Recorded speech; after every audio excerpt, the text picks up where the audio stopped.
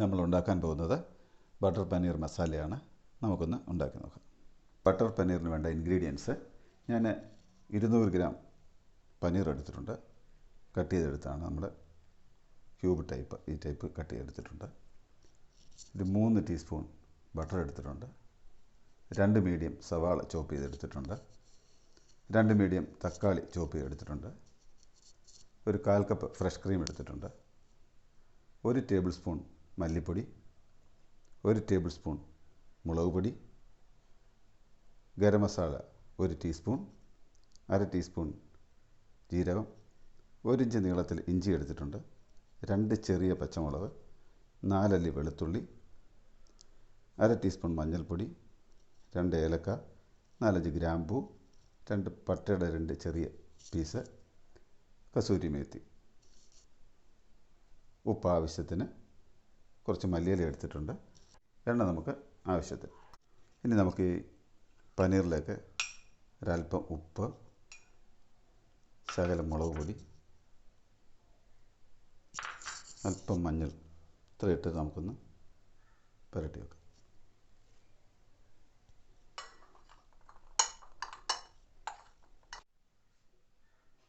അടുത്തായിട്ട് ഞാൻ സ്റ്റൗ കത്തിച്ചു. ഒരു പാൻ അടുപ്പത്ത് വെച്ചിട്ടുണ്ട്. പാൻ ചൂടായതിന് ശേഷം ഞാൻ അല്പം ബട്ടർ അതിലേക്ക് ഇട്ട് കാണാം.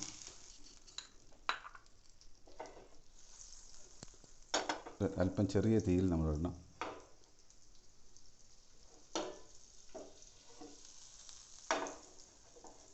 എന്നിട്ട് നമുക്ക് നമ്മുടെ പനീർ ഇതിലേക്ക് ഇട്ടൊന്ന് നമുക്കൊന്ന് ഫ്രൈ ചെയ്തെടുക്കാം.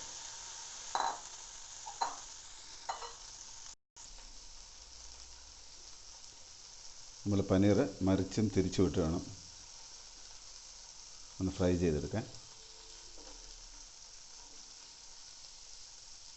2 സൈഡും ഒന്ന് ചെറുതായിട്ടൊന്ന് ഫ്രൈ ചെയ്താൽ മതി. ഒരുപാട് ഫ്രൈ ചെയ്യേണ്ട, ചെറുതായിട്ടൊന്ന് ഫ്രൈ ചെയ്ത് വന്നാൽ. നമ്മുടെ പനീർ ഫ്രൈ ആയിട്ടുണ്ട്. നമുക്കൊരു പാത്രത്തിലേക്ക് മാറ്റാം. ഞാൻ ആ പാൻ അടുപ്പത്ത് വെച്ചിട്ട് ഒരു 3 ടേബിൾ സ്പൂൺ എണ്ണ ഞാൻ ഇതിലോട്ട് ഒഴിക്കും. ചൂടായി വരുമ്പോൾ ജീരകം, പട്ട, ഗ്രാമ്പു, ഏലക്ക ഇതെല്ലാം കൂടി ഇട്ട് നമുക്ക് ഒന്ന് ചൂടാക്കിയെടുക്കാം. അതിലേക്ക് നമ്മൾ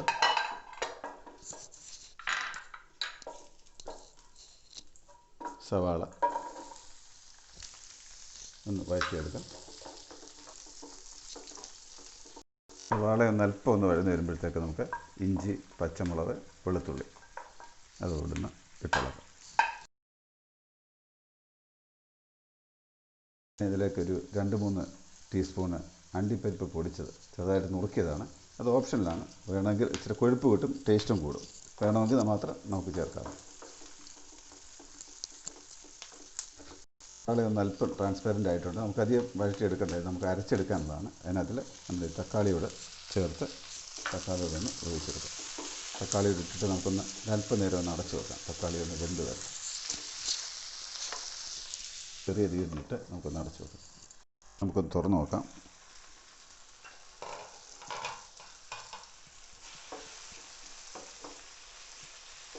തക്കാളിയൊക്കെ വെന്തിട്ടുണ്ട്.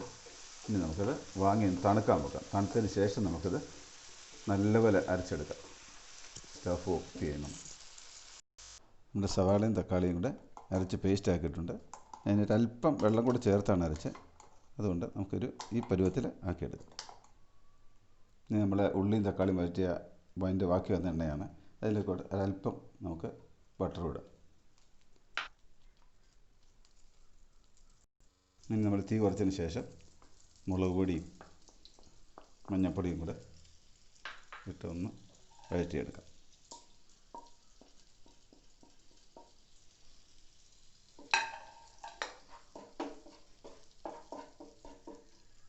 ഇതിലേക്ക് നമ്മൾ അരച്ച് വെച്ചിരിക്കുന്ന പേസ്റ്റ് ഇട്ട് കൊടുക്കും.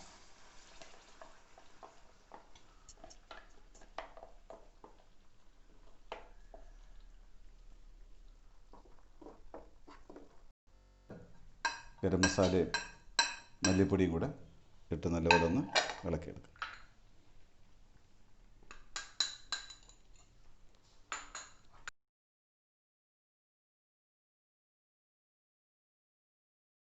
വെള്ളം കൂടി ചേർത്ത്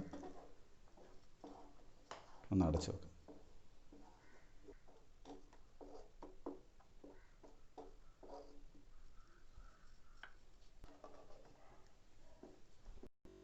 നമുക്കൊന്ന് തിളച്ച് വന്നതിന് ശേഷം നമ്മുടെ ഫ്രഷ് ക്രീമും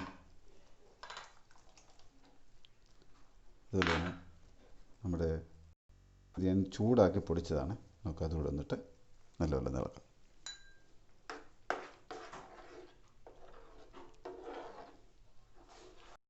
നമുക്ക് നമ്മൾ ഫ്രൈ ചെയ്ത് വെച്ചിരിക്കുന്ന നമ്മുടെ പനീർ ഇതിലേക്കിട്ട് നമുക്ക് 2-3 മിനിറ്റ് നമുക്കൊന്ന് ചെറിയ തീയിൽ അടച്ചു വെക്കാം. ശകലം മല്ലിയിലയൂടെ നമുക്ക് തൂവിയിട്ട് നമുക്കൊന്ന് അടച്ചു വെക്കാം. ആവശ്യത്തിനുള്ള ഉപ്പൂടെ ചേർത്ത് നല്ലപോലെ ഇളക്കി ഒന്ന് അടച്ചു വെക്കാം.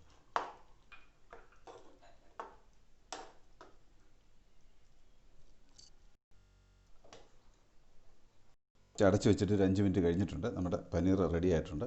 നമുക്കിനി ഒരു പാത്രത്തിലേക്ക് മാറ്റാം.